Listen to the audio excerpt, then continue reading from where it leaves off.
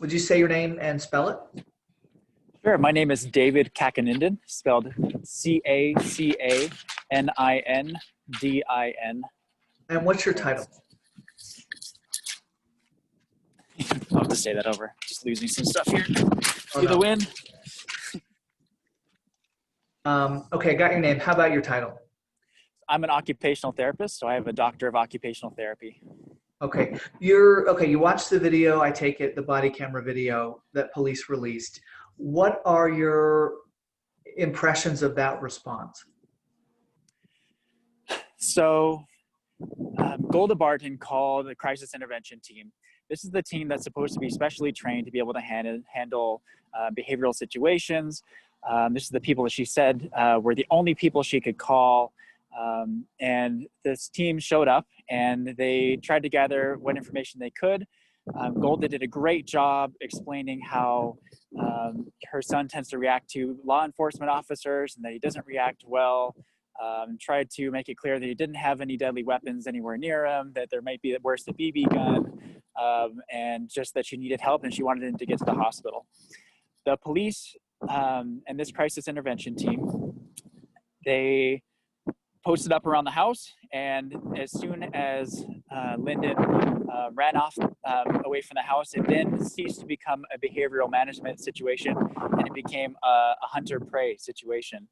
And it's something that we all too often see. Just because someone is running scared, especially a child, Lyndon's a baby, he's running scared away from the police who are large, they have weapons, he understands that.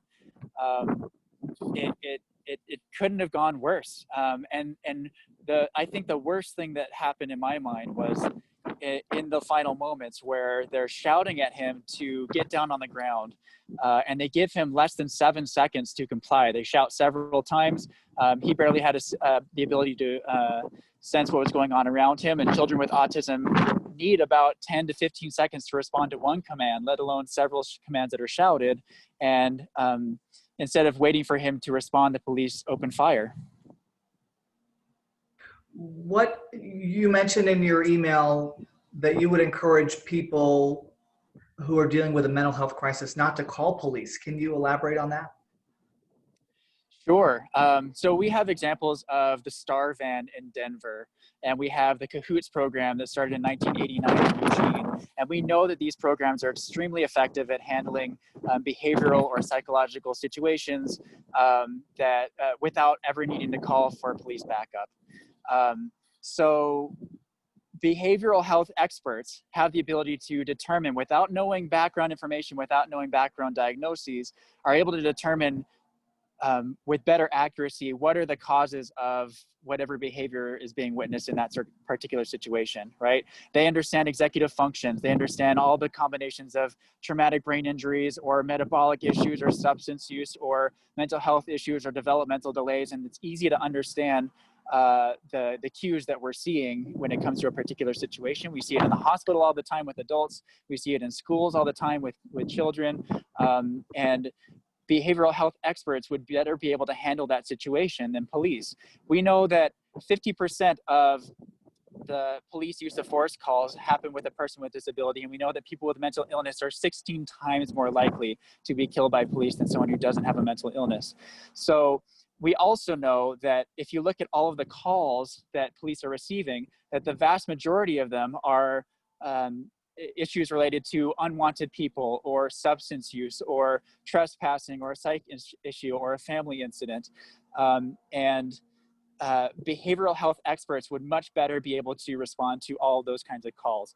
In the interview yesterday, Chief Brown mentioned that difficult situations police are called to that would otherwise not be, I'm trying to remember the exact words. He said that there wouldn't be any risk of criminal involvement.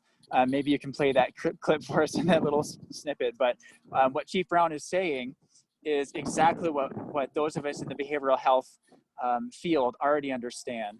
We understand that police do not have the training or background to be able to interact with folks who are having distress and they need help. And we feel that there should be a public health response to those kinds of situations, not a policing response. If police bring weapons and physical force to a situation, it immediately erases all of the other potential options for what can happen in that situation. It immediately becomes a life or death type of situation, and no one wins in those situations. Behavioral health have a whole array of other options open to them as to how to handle the situation so that everyone's needs are supported, public safety and property are protected, and that a crisis never needs to even happen in the first place.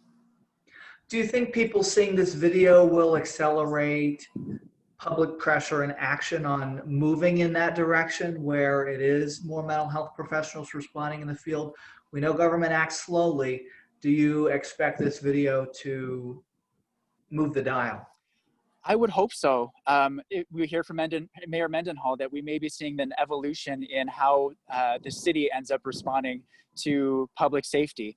And we know based on some of the legislation that's been proposed and a lot of the policy procedures and police protocols and public health perspectives and approaches to these kinds of situations that are happening all around the country, particularly in this whole summer leading up to this video, because that context is important. I think that it's clear that this is a turning point. We need to take these moments, and especially this particular case, as motivation to recognize what's working, what isn't working, and what we can do better in order to make sure that something like this never, ever happens again.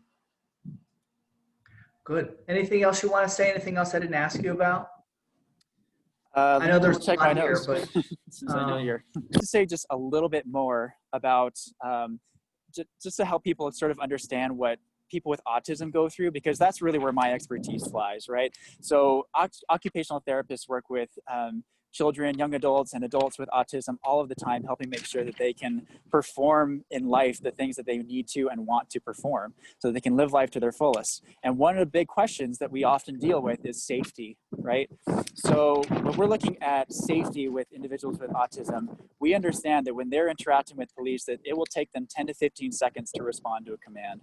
They may freeze up and not be able to meet eye contact. They may look rigid and scared, like they may be unstable or unable to control their responses. We know that they have a very heightened sense of danger, that they often will either run or fight back if they feel threatened. We know that they have extreme curiosity for their environment so they can understand what their threats are. So if they see something shiny on the uniform or any objects that a police officer is carrying, they may be very interested in trying to reach out for those things. If they have handcuffs on their hands, it may feel like those handcuffs are actually burning through their skin. Autism is a disorder of communication. It's a communication with their own body and their sense, their neurological sense of themselves, where they are in space, how they interact with the environment, and it's obviously a social disorder, right? So they can't pick up on the social cues that other people are giving, nor can they respond in ways that other people, neurotypical people, we might say, would expect. So I would just like to share the message that people with autism need support, they need understanding, and they need behavioral health experts to be present who, in situations where public safety is involved. Okay,